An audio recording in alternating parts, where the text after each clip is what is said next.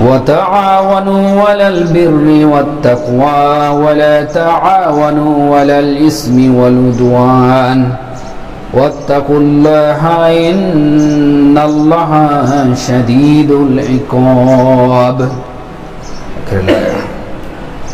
প্রশংসা আল্লাহ সুবহানাহু ওয়া তাআলার জন্য, যেই মহান সত্তা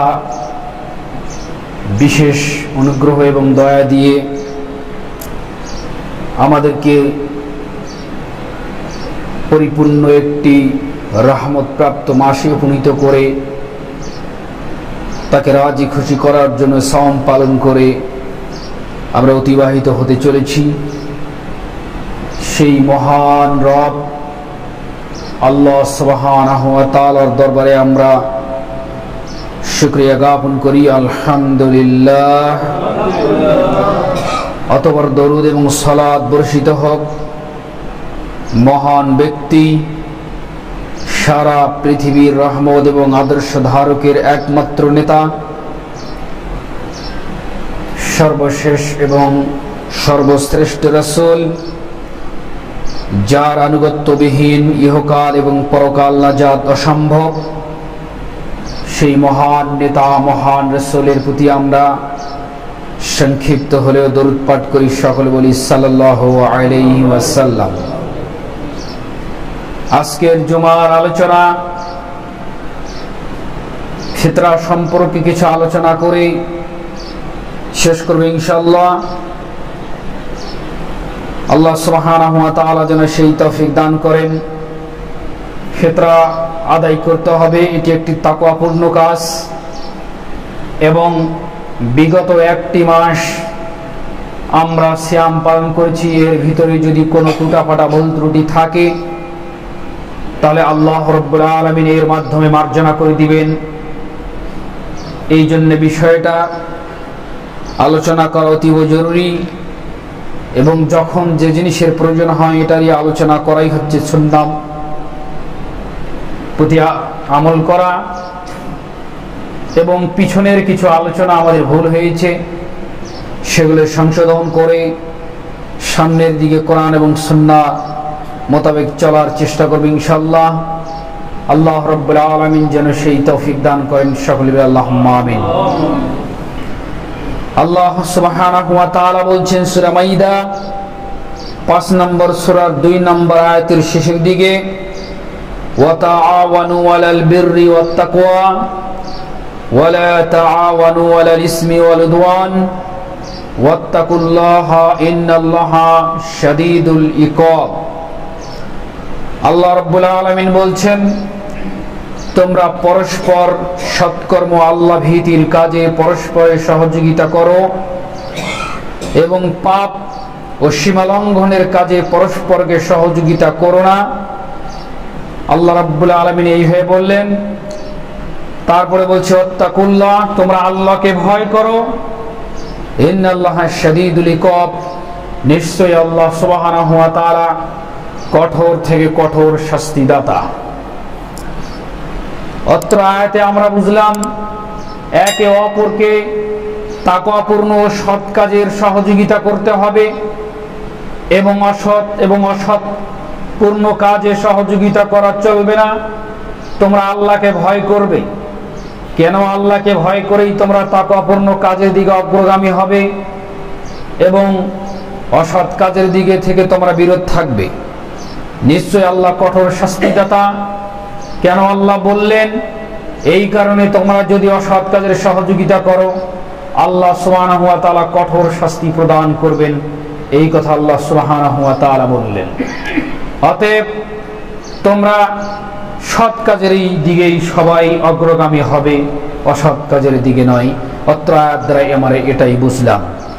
আর ফিতরা হচ্ছে একটা তাকওয়াপূর্ণ কাজ এবং সিয়ামের যে বিষয়গুলো রয়েছে এই বিষয়গুলোর টুটোফাটা যেগুলো রয়েছে এগুলো যেন আল্লাহ সুবহানাহু ওয়া তাআলা মাফ করে দেন। এর বিনিময়ে কাফারা স্বরূপ এই ফিতরাকে আল্লাহ নবী সাল্লাল্লাহু আলাইহি ওয়াসাল্লাম ফরজ করে দিয়েছেন। আব্দুল্লাহ ইবনে ওমর রাদিয়াল্লাহু তাআলা আনহু বলেন, ফারাদা রাসূলুল্লাহ সাল্লাল্লাহু আলাইহি ওয়াসাল্লাম জাকাতাল ফিত্রি সাআম মিন তামরিন আও সাআম মিন শাইরিন আলাল আবদি ওয়াল হুররি ওয়াল যাকারি ওয়াল উনসা ওয়াস সাগীর ওয়াল কাবীর ওয়াল মিনাল মুসলিমিন। আল্লাহর নবী সাল্লাল্লাহু আলাইহি ওয়াসাল্লাম বলছেন, সে উম্মতের কৃতদাস হোক এবং স্বাধীন এবং পুরুষ ও নারী, ছোট এবং বড়, সকলের উপরে মাথা পিছু একসা আল্লাহর নবী সাল্লাল্লাহু আলাইহি ওয়াসাল্লাম ফিতরা ফরজ হিসেবে করে দিয়েছেন। তাহলে ফরজ কে করেছেন? এটা আল্লাহ রাসূল সাল্লাল্লাহু আলাইহি ওয়াসাল্লাম ফরজ করে দিয়েছেন যে একসা মাথা পিছু তোমরা খাদ্য শস্য তোমরা দিবে। এই কথা আল্লাহর নবী সাল্লাল্লাহু আলাইহি ওয়াসাল্লাম বলছেন। এটা কখন দিবেন? এবং তা ঈদগাহর উদ্দেশ্যে বের হওয়ার পূর্বেই তোমরা এটা আদায় করে নিবে, এটাই নির্দেশ করেছেন আল্লাহর নবী সাল্লাল্লাহু আলাইহি ওয়াসাল্লাম।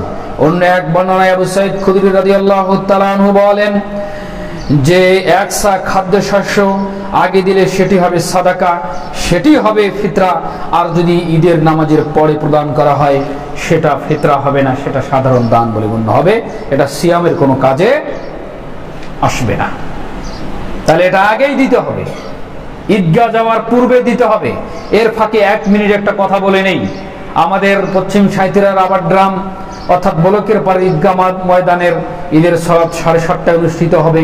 আপনার যথাসম্ভব যাওয়ার চেষ্টা করবেন ইনশাআল্লাহ, ওখানে আমি যাব ইনশাআল্লাহ। তাহলে ঈদগাহর পূর্বে, ঈদের নামাজের মাঠে যাওয়ার পূর্বে এটা জমা করে দিতে হবে, আদায় করে দিতে হবে। বিতরণের বিষয়টা পরে, সম্ভবপর যদি বিতরণ করার সম্ভব হয় দিবেন, না হলে জমা করে ঈদের পরে এসে দিবেন, দুটাই সুন্নাত। কথাটা বুঝতে পারছেন? আগে দিলে সেটি হবে সাদাকা, ফিতরা বলে কবুল হবে, পরে দিলে সাদাকায় ফিতরা বলে কবুল হবে না, এটা সাধারণ দান বলে কবুল হবে। কথা বুঝতে পারছেন? সহিহ বুখারীর হাদিসটি 1503। হযরত আব্দুল্লাহ বিন আব্বাস রাদিয়াল্লাহু তাআলা আনহু বলেন, রাসূল সাল্লাল্লাহু আলাইহি ওয়াসাল্লাম বলেছেন, যাকাতুল ফিত্রি তুহরাতুন তিল সাইম মিনাল লাকওয়ি ওয়ার রাফাস ওয়া তু'মাতুল মাসাকিন। আল্লাহর নবী বলছেন যে যাকাতুল ফিতর আল্লাহ রাসূল সাল্লাল্লাহু আলাইহি ওয়াসাল্লাম ফরজ করেছেন সাইমকে অনর্থক কথাবার্তা, বাজে কিছু কাজ যদি হয়েই থাকে সেটা থেকে পবিত্র করার জন্য আল্লাহর নবী সাল্লাল্লাহু আলাইহি ওয়াসাল্লাম এটা ফরজ করেছেন, এবং এটা অভাবগ্রস্তদের খাদ্য, এটা অভাবগ্রস্তদের খাদ্য। এই যে একটা কথা বলেছি শুরুতে, পিছনে কিছু ভুল হয়েছে, সামনে এটাকে সংশোধন করে এগিয়ে যেতে হবে। এটা কার খাদ্য? অভাবগ্রস্তদের খাদ্য। আল্লাহ নবী বলছেন ওয়া তু'মাতালিল মাসাকিন, এই 2-3 শ্রেণীর লোক পাবে এই খাদ্য, আর কোথাও এই অর্থ আর কোথাও ঢুকবে না। এই যাকাতের 8টি খাতে এই যাকাত নয়, এটা পিছনে ভুল হয়েছে, এটা পিছনে ভুল হয়েছে। এটা শুধু পাবে তু'মাতালিল মাসাকিন, এটা মিসকিন এবং গরিব এবং ফকিরদের, অসহায়দের জন্য পাবে। এই শ্রেণী যারা 2-3 শ্রেণী আছে এরা পাবে, আর পাবে না। এটা 8টি খাতের ভিতরে নয়। তাহলে 8টি খাতের কোনটা? আপনার বাড়ির যেটা জাকাতের টাকা, জাকাতের অলংকারের যেটা আছে, যেটা সোনারত্ন থেকে, যেটা ধান চাউল থেকে, এটা হবে 8টি ক্ষেত্র। কিন্তু এটা হবে শুধু ফকির মিসকিন অভাবীদের জন্য।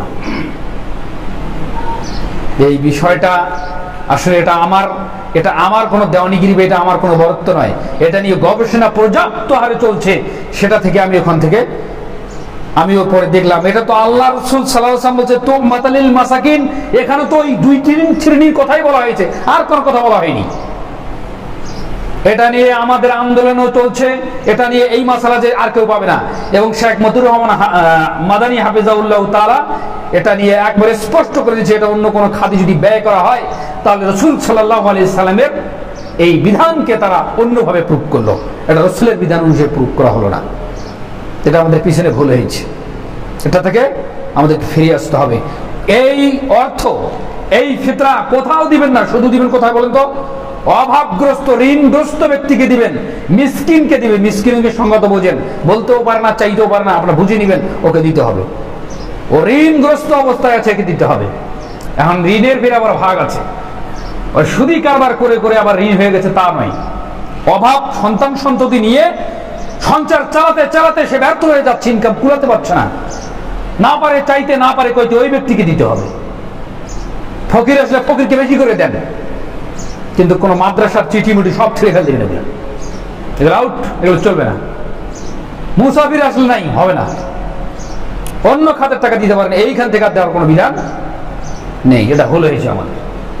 অকালু সামাইনা ওয়া আতানা, আমরা সত্য জানবো এবং মানবো, কথা শেষ। এর একটা খাত, বড় অঙ্কের খাত আপনারা রেখে দিবেন ফিলিস্তিনি ভাইদের জন্য। ওরা অভাবী, ওরা খাদ্যের জন্য হাহাকার করছে, এটার একটা বড় অঙ্ক রেখে দিবেন। যত দূর সম্ভব এখানে বিতরণ করার পর, জাহিজাক করে বিতরণ করার পর একটা বড় অঙ্কে রেখে দিবেন। এটা রেখে দিয়ে এটাকে আন্দোলনের মাধ্যমে এটাকে প্রেরণ করে দিবেন অতি শীঘ্রই। গত রমাদানও গিয়েছে আব্দুর রাজ্জাক বিন ইউসুফ হাফিজাহুল্লাহ, এবং দুইটাই অনুদান এক গাড়িতে চলে গিয়েছে।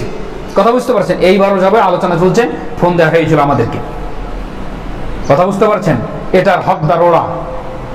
জায়গায় যদি এরকম ব্যক্তি থাকে দিয়ে দিবেন, আর যদি না থাকে তাহলে ফকিরের জন্য রেখে দিবেন, দিয়ে বাদবাকি মালটাকে এক এর নামে চিঠি ওখানে লিখে টুকুন লিখে দেবেন, যেটা আমরা ফিলিস্তিনের জন্য প্রেরণ করে দিলাম, বাস চলে যাবে। তাহলে আল্লাহ নবী কি বললেন? যেটা আছে ওয়া তু'মাতা লিল মাসাকিন, এই কথা আল্লাহ নবী সাল্লাল্লাহু আলাইহি সাল্লাম বলছেন। তাহলে এটা কি কাজ করবে? সিয়াম অবস্থায় কখনো কখনো হয়তো আমরা বেফাস কথা বলেই ফেলেছি, মানুষই আমাদের একটা অভ্যাস আছে, রাগের চোটে হয়তো কথা বলেই ফেলেছি, এটা একটা বিষয়। এবং অনেকগুলো ক্ষুদ্র ক্ষুদ্র দোষ ত্রুটি আমাদের থাকতে পারে, এগুলো আল্লাহ সুবহানাহু ওয়া তাআলা কাফারা স্বরূপ মাফ করে দিবেন। যে ব্যক্তি এটি ঈদের সালাদের পূর্বে আদায় করবে সেটি কবুলে সাদাকায় গৃহীত হবে, আর যে ব্যক্তি ঈদের সালাদের পরে দিবে এটা হবে দান বলে বিবেচিত হবে, সাধারণ দান, এটা সাদাকা বলে কবুল হবে না। আল্লাহ নবী বলছে, আবু দাউদে হাদিসটি 1609। কথা বুঝতে পারছেন? রাসূল সাল্লাল্লাহু আলাইহি ওয়াসাল্লাম আমাদেরকে সাদাকাতুল ফিতর আদায় করে দিয়েছিলেন। যাকাত ফরজ হওয়ার আয়াত নিয়ে এই কথাটা যখন সূরা বাকারা 43 নম্বর আয়াত যখন হলো, তখন আল্লাহর নবী এটাকে ফরজ করে দিয়ে দিলেন। কথাটা বুঝতে পারছেন? যাকাতুল ফিতর অর্থ হচ্ছে সাদাকা, জানের সাদাকা। এটাকে জানেরও সাদাকা বলা হয়। এক মাস যাবত কষ্ট করেছেন, এই সাদাকা দিলে আল্লাহ সুবহানাহু ওয়া তাআলা অনেক অনেক কল্যাণ ফাড়া থেকে আল্লাহ তাআলা মুক্ত করে দিবেন। তাদেরকেও দিতে হবে। প্রতি মাথা পিছু মুসলিম যারা, প্রতি আজকে যে সন্তান হয়েছে ঈদের জামাজের পূর্বে যাওয়ার পূর্বে, অর্থাৎ রামাদান আজকে শেষের আগে, মানে মাগরিবের আগে যে সন্তান হয়েছে তাকে একসাথে দিতে হবে। অনেক বিদ্বান বলছে দেওয়ার প্রয়োজন নাই, আবার পরে জমহুর বিদ্বান যারা, সালাফ বিদ্বান, তারা বলছে দিতে হবে। চন্দ্র ওঠার আগে যে সন্তান ভূমিষ্ঠ হয়েছে তাকেও দিতে হবে। কথা বুঝতে পারছেন? এটা সংক্ষিপ্ত, অতগুলো বিস্তারিত বিবরণের সবাই নেই। তারপর এটা জমা করতে হবে বিশৃঙ্খলা ভাবে। আপন আপন দেওয়ার কোনো প্রয়োজন নাই। আপন আপন দেওয়া যাবে যদি সমাজে সুষ্ঠু বন্টন এবং সমাজে ভালো মানুষ না থাকে, এবং আপনি একাকিত্ব আছেন, সমাজ নেই, সেক্ষেত্রে আপনি একাকিত্ব দিতে পারবেন। কিন্তু যেখানে সমাজে ভালো পরিবেশে বন্টন হচ্ছে, যেখানে আপনারা সবাই নজরদারি করছেন, সেখানে অবশ্যই জমা করতে হবে। জমা করলে কি হবে? মানুষটা মালগুলো, অনেকগুলো মাল স্তূপ হবে। এই মালগুলো যখন বিতরণ করবে, তখন যে পাওয়ার কথা 2 কেজি সে পাওয়া যাবে 5 কেজি। এখন পর্যন্ত আমি কিন্তু ফিতরার টাকার সম্পর্কে কোনো আলোচনা করিনি। আর অনেক বিগত আলোচনায় বলা হয়েছে যারা টাকা ধরেছে 120 টাকা, 160 টাকা, এর মতো চরম বেয়াদব জমিনের উপরে আর কেউ নেই। ও যত বড় মুফতি হোক, ডিগ্রিদারি হোক না কেন, আল্লাহর নবী একসা ফিতরা ফরজ করে দিয়েছেন। আরে বেটা, তুমি খাদ্যের পরিবর্তে টাকা দিলে, একসা কথাটা তুমি কিভাবে মিলাবে? একসা কি টাকা দেওয়া যায়?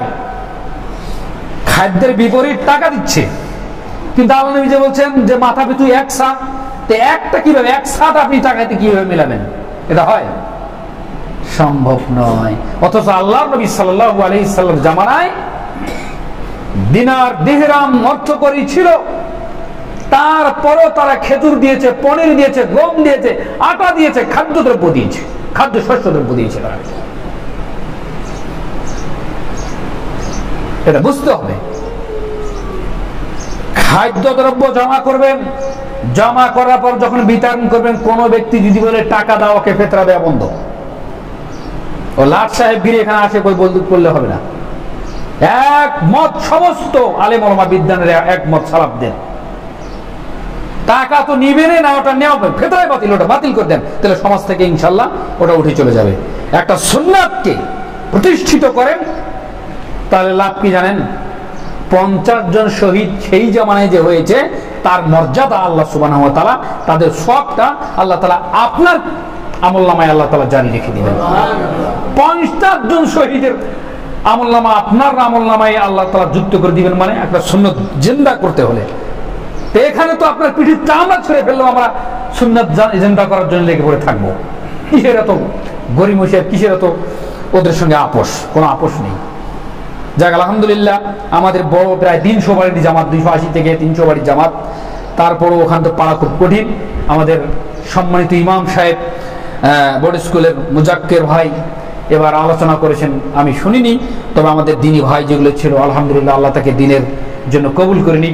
এই ফিতরার ক্ষেত্রে এত তীব্র গতিতে আলোচনা করেছেন এবং বলছেন যে টাকা পয়সা তো এটি টোটালি হারাম, নাজায়েজ করে দিয়েছেন এবং একটা বেদাতি জামাতে। এবার শুনলাম কালকে রাতে এখান থেকে যা শুনলাম যে যারা মহাত্মদান এই খুতবার পরে বলছে আমরা টাকাও হাতাবো না, যেহেতু বলছে যে এত কঠোরভাবে তাহলে আমরা টাকা হাতাবো না। তা দেখছি বস্তায় বস্তায় চাল লিগার হিরিক শুরু হয়ে গেছে। যদিও চাউলটা এত তাড়াতাড়ি দেওয়া ঠিক নয়, ঠিক 1 থেকে 2 দিন আগে দিতে হবে, কাল থেকে দেওয়া যেতে পারে। কথা বুঝতে পারছেন? কারণ এটা তো সিয়াম পালনের শেষে আপনাকে দিতে হবে, এর টুটা ফাটাগুলো কাফারা করার জন্য। তা আগেই যদি দিলেন, সামনে যে আপনার আরো সিয়াম আছে, কিন্তু 1 দিন 2 দিন আগে কেন? একটা সামাজিক যারা দায়িত্বশীল তাদের একটু প্রেশার হয়। কথা বুঝতে পারছেন? এগুলো জমা করার জন্য, এবং ওই দিন তারাও ঈদের সলাতে চলে যাবে, এই জন্য মাগরিবের সময় দিয়ে দিবেন। চন্দ্র উঠে গেছে, মাগরিবের সময় আসবেন। ওই দিন সর্দার সাহেব হোক আর যাই হোক, কোনো ওই বাজার বুজার দেওয়ার কোনো কারণ নেই। এখানে বসবে, চেয়ার টেবিল নিয়ে আসবে, তখন চলতে আছে। এটা হচ্ছে গেল। কথা বুঝতে পারছেন? অতগুলা আলোচনা তো প্রায় হয়ে গেছে আলহামদুলিল্লাহ। এখন বলি, এখন আর একটা ভুল আমাদের সংশোধন করতে হবে। সেটা কি? 1 সা কিভাবে হবে? 1 সায়ের হিসাব আমার 3 কেজি, 2.5 কেজি, 2 কেজি, 1 কেজি না 1.25 কেজি। এই সা নিয়ে বাংলাদেশেই শুধু নয়, অনেক ভারতবর্ষে খুব ঝামেলা। কিন্তু অনেকে মদিনা থেকে, আমি বলছি এখানে খুতবাই, যাই হোক, ও মাদানী আলেম 1 সা আর একটা ঢঙ্গা এনে বলছে এটা মদিনার সা। কিন্তু গত কয়েকদিন যাও তো আমি যেটা দেখলাম যে এটা তো খুব একটা মারাত্মক বিষয়। ভুলের মধ্যে আমরা রয়েছি। শেখ শরীফুল ইসলাম মাদানী আমাদের যুব সংঘের সভাপতি এবং আন্দোলনে এটা নিয়ে খুব আলোচনা করতেছে, এবং আরো আলেম ওলামা বলছে যে সমস্ত মতামতের ঊর্ধ্বে যে কথাটা আল্লাহর নবী সাল্লাল্লাহু আলাইহি সাল্লাম বলেছেন এবং সাহাবীগণ এবং আল্লাহর নবী করেছেন, সেইখানে যাবেন। সেইখানে যে ওইখানে যা 3 হোক, 5 হোক, 2.5 হোক, 1 হোক, তাতে কোনো সমস্যা নেই। কথা বুঝতে পারছেন? সেটা কি? এই আমল অবশ্য আমি করেছি বিগত 2 বছর ধরে করেছি আলহামদুলিল্লাহ। তবে আমি করেছি, কিন্তু আমি ওই যখন ওই ছায়ের ঢঙ্গা আমাকে দেখানো হয়েছে, তখন আমি এখানে হয়তো বলেছি, যাই ওখান থেকে আমি ফিরে আসলাম। এখন বলি 1 সা কতটুক পরিমাণ? এই পরিমাণ নিয়েই তো ঝামেলা। আল্লাহর নবীর জামানায় 1 সায়ের কোনো ঢঙ্গা ছিল না। প্রথম কথা, 1 সায়ের কোনো ঢঙ্গা ছিল না। মদিনাবাসীরা করেছে, যে এটা পরবর্তী করেছে, তাবিন এজামের পর থেকে শুরু হয়েছে। তাহলে আল্লাহ নবী মানে কিভাবে 1 সা দিত, কিভাবে দিত, এটা আমাদের বুঝতে হবে না? লম্বা চূড়া মানুষ যেমন আমাদের সর্দার সাহেব আছে, আর লম্বা চূড়া মানুষ আছে, এরকম লম্বা চূড়া মানুষের মাধ্যম দিয়ে 4 মুদ্দ, অর্থাৎ এটাকে অঞ্জলি বলা হয়। এই 4 অঞ্জলি চাউল 1 সা, 4 অঞ্জলি গম 1 সা, 4 অঞ্জলি খেজুর 1 সা, 4 অঞ্জলি আপনার আটা 1 সা। 4 অঞ্জলিতে যা আসবে সেটাই হচ্ছে 1 সা। এখানে দাড়ি পাল্লা পট সব বাতিল। কথা বুঝতে পারছেন? 4 অঞ্জলি আল্লাহ নবী এবং সাহাবীগণ 4 অঞ্জলি দিতেন, দিয়ে তার 1 সা বলে গণ্য করতেন। এখন 4 অঞ্জলি কি? তখনকার লোকজন যদিও বডি ফিটনেসের দিক দিয়ে যদি বলা হয়, তো এখন ওইরকম লোক পাওয়া যাবে, বা মধ্যমী লোক বলা হয়েছে। খাটো লোকও নয়, একেবারে 7 ফুট 1 ফুট লোকে নয়। যেমন কামাল আছে, মোটামুটি 5.5 ফিট পার। তা গতকালকে যেই বার্তাটা ওরা পাঠিয়েছে, ওখানে বাসার নামে এক ভাই আছে, উনি 5 ফুট 7 ইঞ্চি লোক। তো ওনার অঞ্জলি দিয়ে 4 অঞ্জলি চাউল নেবেছে। চাউল হয়েছে 1 কেজি 850 গ্রাম, খেজুর হয়েছে 3 কেজি, গম হয়েছে 2 কেজি 200 গ্রাম। ঠিক এইভাবে ওরা করেছে। অতএব লম্বা চূড়া লোকের মাধ্যম দিয়ে 4 অঞ্জলি পরিপূর্ণতা, যতটুকু পরিপূর্ণতা ধরে এভাবে 4 অঞ্জলি খাদ্যশস্য আপনারা দিবেন। 4 অঞ্জলিতে কতটুকু? 1 সা দিবেন। তাহলে মাথা পিছু 5 জন আছেন, 4 5 20 অঞ্জলি। কথা বুঝতে পারছেন? তাহলে ঢঙ্গা মাপ সব আউট। এই কারণে এখানে এসে একজন বলছে 3 কেজি, এক মাদানি বলছে 3 কেজি, এক মাদানি বলছে 2.5 কেজি, আর এক মাদানি বলছে 2 কেজি, আর এক মাদানি এসে বলছে 3.5 কেজি দিতে হবে। ঢঙ্গারও কোনো হিসাব নাই। যখন মতিউর রহমান মাদানী হাফিজাহুল্লাহ বললেন, আর যখন শরীফুল মাদানী বললেন, এবং আরো কিছু মাদানী সাহেব বললেন যে এখানে ঢঙ্গা তো পরবর্তীতে সৃষ্টি করা হলো, আপনার আল্লাহ নবীর জামায় তো অঞ্জলি দিয়ে ওরা 1 সা পূরণ করে দিতেন। তাহলে 1 সা পূরণ করতে হলে 4 অঞ্জলি দিতে হবে। 4 অঞ্জলি দিলে আমাদের 1 সা হয়ে গেল। সেটা কম হোক বেশি হোক সেটা চলে যাক। আমরা অঞ্জলি, আল্লাহ আমাদেরকে সৃষ্টি করছে, সাথে অঞ্জলি দিয়েছেন। সব মতামতের ঊর্ধ্বে আল্লাহ নবী 4 অঞ্জলি দিতেন। তাহলে ইনশাল্লাহ এরপরে আমরা কি করব? আমল চালু করব। আলহামদুলিল্লাহ, এটা যেহেতু রাসূল সাল্লাল্লাহু আলাইহি ওয়াসাল্লামের জামানায় ওটাই ছিল, তাহলে আমরা ওটাই করব। কথা বুঝতে পারছেন? তারপরে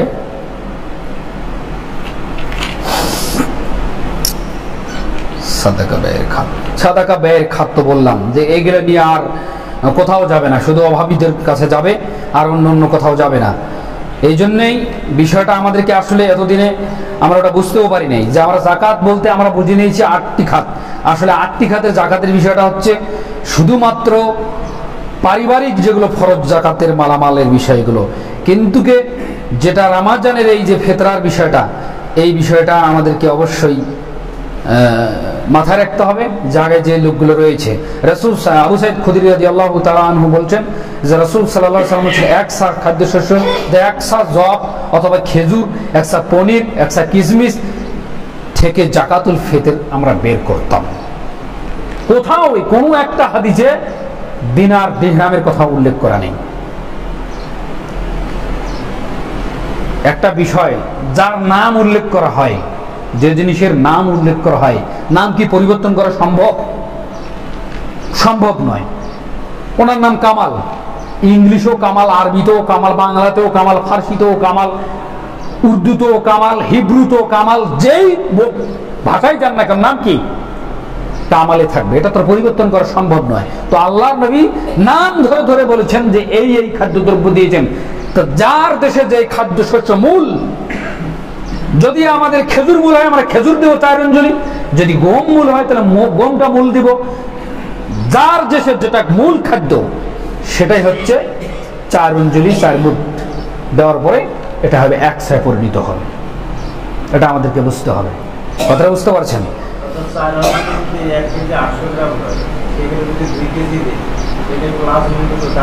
প্লাস হয়ে গেলে এটা তাকওয়া ওয়া তাওয়াবুন আলাল বিররি ওয়াত তাকওয়া আয়াত পড়েছি, সেটা আপনার ব্যাপার। তাকওয়ার কাজে পরস্পরের সহযোগিতা করো। কথা বুঝেন নাই? আয়াতটা কি কারণে করেছে? যদি আপনি বেশি দিতে চান যে আমি আর 2 কেজি দেবো, গরিব দুঃখী পাবে, সেটা আপনার তাকওয়ার কাজ। কিন্তু মাপ 4 অঞ্জলি, কম যেন না হয়, বেশি হোক 200 গ্রাম, হাফ কেজি বেশি হোক, কম যেন না হয়। তাহলে আমি এটা কেন করলাম? এটা কেন আল্লাহ রাসূল বলছেন যে 4 অঞ্জলি কেন? ওটা তো একটা মাপ। কিন্তু যখন আপনি ঢঙ্গায় যাচ্ছেন, পরবর্তীতে ইরাকের ঢঙ্গা, মদিনার ঢঙ্গা, আফগানিস্তানের ঢঙ্গায় যখন যাচ্ছেন, তখন আপনার মতানৈক্য শুরু হচ্ছে। কিন্তু 4 অঞ্জলিতে আপনি যখন যাচ্ছেন তখন মতানৈক্য আর থাকছে না, কারণ 4 অঞ্জলিতে যাওয়া আসে তাই।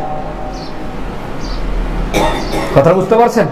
তাহলে এইটাকে তো সুন্দর, আল্লাহ জাযায়ে খায়র দান করুক, আল্লাহুম্মা আমিন। কথা বুঝতে পারছেন? যাই হোক, আল্লাহ সুবহানাহু ওয়া তাআলা যেন আমাদেরকে অবশ্যই অবশ্যই কোরআন এবং সুন্নাহর উপরে আলোচনা করার তৌফিক দান করুন। সকলে আল্লাহুম্মা আমিন। রাসূল সাল্লাল্লাহু আলাইহি ওয়াসাল্লাম জীবদ্দশায় প্রত্যেক ছোট বড় স্বাধীন গোলাম 1 সা করে, মানে ছোট বড় শিশু সবাই 1 সা পরিমাণ পনির দিতেন, 1 সা জব দিতেন, 1 সা খেজুর দিতেন, 1 সা কিশমিশ দিতেন, জাকাতুল ফিতর হিসাবে আদায় করতেন। বুঝছেন? আমরা এভাবেই জাকাতুল ফিতর বের করতাম। রাসূল সাল্লাল্লাহু আলাইহি ওয়াসাল্লাম বলেছেন আমরা এভাবেই জাকাতুল ফিতর আমরা বের করতাম। কি করে? 1 সা 4 মুদ্দ। তো এটা সাহাবীদের আমল, আল্লাহর নবীর আমল। কিন্তু পরবর্তীতে সে আবু সুফিয়ান খলিফা হওয়ার পর হজ ওমরা উপলক্ষে যে মদিনায় এলেন, যখন তার সঙ্গে দেখলেন সিরিয়ায় গম এলো, গমের যখন প্রচলন শুরু হয়ে গেল, তখন তারা কিন্তু একটা মতানৈক্য ছিল কিভাবে। তিনি মসজিদের মেম্বারে দাঁড়িয়ে জনগণের উদ্দেশ্যে বললেন যে আমি মনে করি সিরিয়ার 2 মুদ, মানে 4 না দিয়ে 2 দাও, গম যেহেতু দিতে হচ্ছে, আটা 4 দাও আর গম দাও 2 অঞ্জলি। এই কথা তখন বললেন, মূল্যের দিক দিয়ে মদিনায় 1 সের খেজুরের সমান হয়ে গেল। এটা মূল্য তখন উল্লেখ করলেন। এই কথা যখন বললেন, তখন দেখেন স্বয়ং সাহাবী কি প্রতিবাদ করলেন, লোকেরা সেটা গ্রহণ করলো। তখন আবু সাঈদ খুদরি রাদিয়াল্লাহু তাআলা আনহু কি বলেন জানেন, আমি যতদিন বেঁচে থাকবো ততদিন সেটাই আমি আদায় করব যেটা আমি রাসূল সাল্লাল্লাহু আলাইহি সাল্লামকে দেখেছি। আমিরের বিরুদ্ধে মামুরের প্রতিবাদ। আবু সাঈদ খুদরি এমন একজন সাহাবী, সুবহানাল্লাহ, অনেক ক্ষেত্রে তিনি কিন্তু আল্লাহ রাসূলের অনেক পরে ইন্তেকাল করেছেন, সাহাবীদের অনেক আমল তিনি পেয়েছেন। উনি অনেক ক্ষেত্রে কিন্তু প্রতিবাদ করেছেন। কি করে জানেন, ঈদগার ময়দানে নামাজ পড়তে গিয়েছে, মুআবিয়ার জামানায় মেম্বার নিয়ে গেছে, মেম্বার ঈদগার ময়দানে মেম্বার নিয়ে গেছে। খুতবা তো হচ্ছে ঈদের নামাজের পর, মুআবিয়া ঈদের নামাজের আগে খুতবা দেওয়ার জন্য মেম্বারে চলেছে। আবু সাঈদ খুদরি পিছন বেগে থেকে জুব্বাটা নিয়ে ধরেছে, এই শোনো, কি করেন আপনি, এটা কি করেন? আর আপনি হয় আল্লাহ রাসূলের চাইতে বেশি হেদায়েত প্রাপ্ত, আর না হলে আপনি গজব প্রাপ্ত। আমরা দেখেছি, আমি দেখেছি আল্লাহর নবী সাল্লাল্লাহু আলাইহি সাল্লাম মেম্বার ছেড়ে খুতবা দেন। এটা 1 নম্বর। 2 নম্বর, আমি দেখেছি আল্লাহর নবী সাল্লাল্লাহু আলাইহি সাল্লাম ঈদের পরে খুতবা দেন। আমি ঈদের পরে, তখন মুআবিয়া বলছেন, ওটা ছিল রাসূলের জামানায়, এটা ছিল রাসূলের জামানায়, এখনকার লোক ঈদের নামাজের পরে থাকে না, ওই জন্য আমরা আগেই খুতবা দেব। এটা ছিল মুআবিয়ার ইজতিহাদ। তখন আবু সাঈদ খুদরি বলছে, আল্লাহি, আল্লাহর কসম করে বলছি, হয় আপনি রাসূলের চাইতে বেশি হেদায়েত প্রাপ্ত, নাহলে আপনি হেদায়েত পথভ্রষ্ট, গজব প্রাপ্ত। ওই ঈদগাহ ময়দানে আবু সাঈদ খুদরি নামাজে পড়েনি, ঈদগাহ ময়দান থেকে আবু সাঈদ খুদরি বেরিয়ে চলে গিয়েছেন।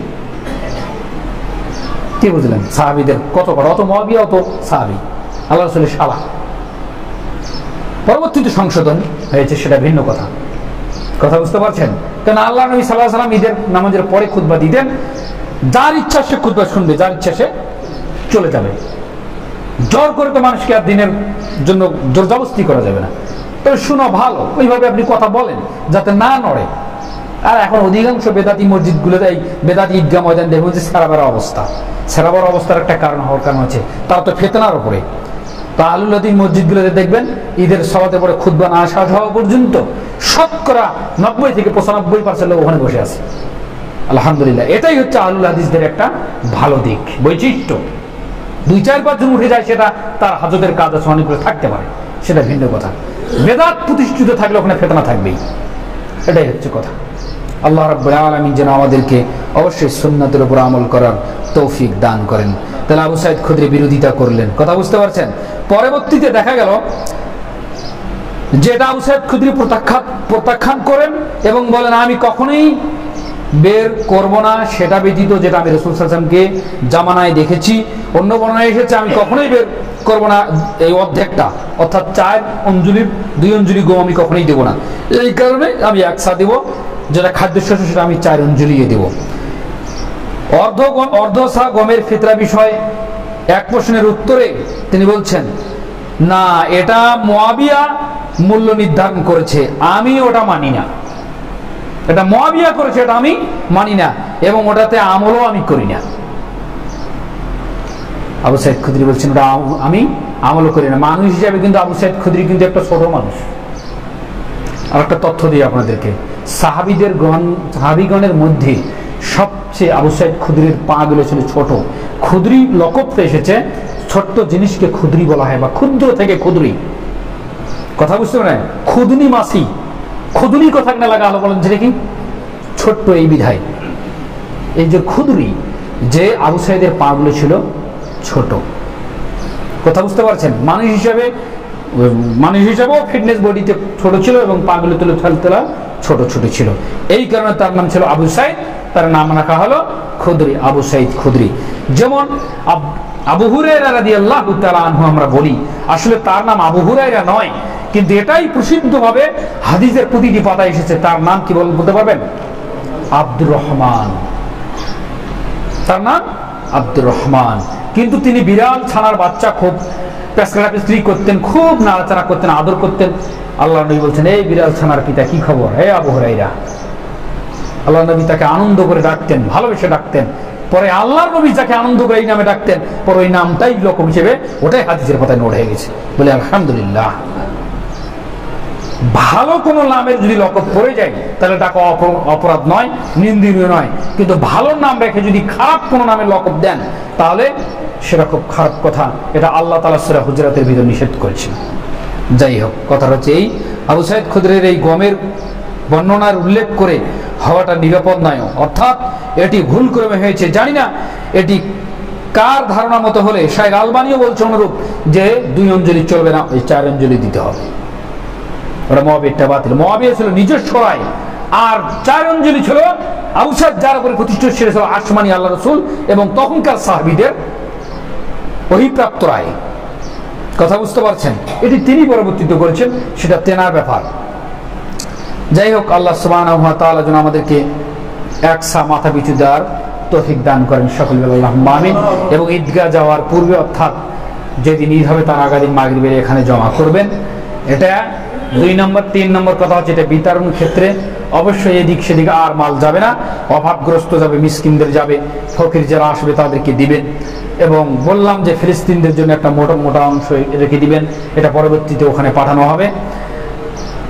ঋণগ্রস্ত ব্যক্তি যারা সংসার চালাতে হিমশিম তাদেরকে খোঁজ নিয়ে দিবেন। এ ব্যক্তি তার কাউকে দেওয়ার প্রয়োজন নাই। এতে যতগুলো পায় 3 কেজি জায়গায় 10 কেজি পেলেও পাবে, সেটা আলহামদুলিল্লাহ। এখানে কোনো মাদ্রাসার চিঠি, কোনো মুসাফির হমুক তমুক আসলে এটা টোটালি বন্ধ করে দিবেন। কারণ এই জাকাতের মাল যারা হকদার তাদেরকে দিতে হবে। একের হক অপরকে মেরে, একের হক একে মেরে অপরকে দেওয়ার কোনো যুক্তিসঙ্গত নয়, দলিলও নয়। আল্লাহ সুবহানাহু ওয়া তাআলা যেন তৌফিক দান করেন সকলে, আল্লাহুম্মা আমিন।